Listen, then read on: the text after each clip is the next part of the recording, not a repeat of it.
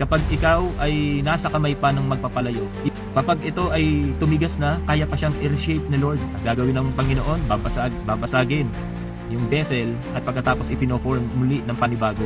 Gaya na sinabi kanina Pastor Ter, kapag yung palayok may nakabili na, nakarating na sa bahay, at kapag yun ay nabasag doon sa bahay, hallelujah, at wala na sa kamay ng magpapalayo, mahirap na po itong maiayos. At aasan niya, itatapon na lang yan ang nakabili kasi wala nang halaga, wala nang value. Pero kapag yan ay nasa kamay pa rin ng magpapalayo, kahit ilang beses mabasag yan, ginagawa ng paraan yan ng magpapalayo.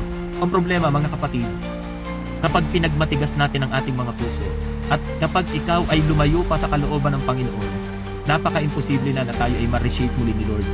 Kapag ikaw ay malayo sa kalooban ng Panginoon, at ikaw ay nabasag muli, at ikaw ay malayo sa kamay ng magpapalayo, mahirap na po tayong ma-reshape ulit. Kaya mga kapatid, ang sabi sa Biblia, kapag narinig natin ang tinig ng Panginoon, huwag maging matigas ang ating puso.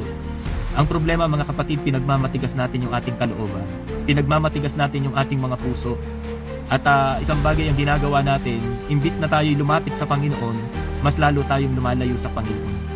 Mas lalo tayong naglalaylo sa mga gawain ng Panginoon. Kaya mga kapatid, kapag tayo ay nagmatigas sa harapan ng Diyos, mga kapatid, darating yung time mababasag tayo. Amen po ba?